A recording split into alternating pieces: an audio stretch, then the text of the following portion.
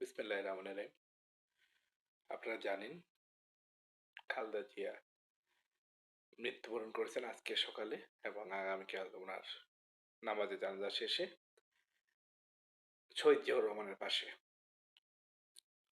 সমাহিত করা হবে এবং রাষ্ট্রীয় পূর্ণ মর্যাদায় ওনার জানাজা এবং দাফন সম্পন্ন করা হবে।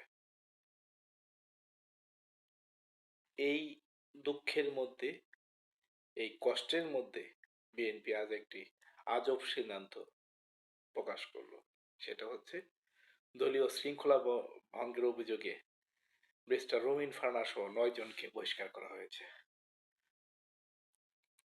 এছাড়া যাদেরকে বহিষ্কার করা হয়েছে তারা হচ্ছে মোহাম্মদ গিয়াসউদ্দিন, শাহ আলম, হাসান মামুন, আব্দুল খালেক, তরুণ দে, সাইফুল আলম নীরব, মামুনুর রশিদ এবং কৃষিবিদ মেহেদী হাসান পলাশ।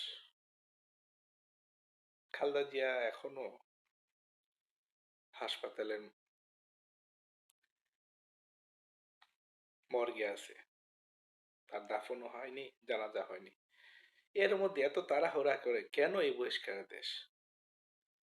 বাংলাদেশের ইতিহাসে প্রতিটি নির্বাচনেই কেউ না কেউ বিদ্রোহ প্রার্থী হিসেবে নির্বাচন করেন, তারা বহিষ্কার হন এবং তারা অনেকে নির্বাচিত হন, অনেকে রাজনীতি হারিয়ে যান।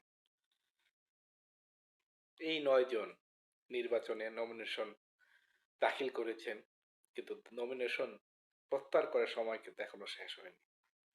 এখনো কিন্তু সুযোগ ছিল, তাদেরকে সেই সুযোগ থেকে কি বঞ্চিত করা হলো? একটু সময় নিয়ে, একটু সুযোগ দিয়ে তাদেরকে বহিষ্কার করলে আমার মনে হয় যে রাজনীতিতে অনেকেই টিকে থাকার সুযোগটা পেত। এই 9 জন কিন্তু গত 16 বছর আওয়ামী লীগের দুঃশাসনের সময় বিএনপির পক্ষে নিজেদেরকে উৎসর্গ করেছিল। আজ তারা বিদ্রোহী প্রার্থী হিসেবে নির্বাচন করার আকাঙ্ক্ষা প্রকাশ করলো এবং মনোনয়ন দাখিল করলো।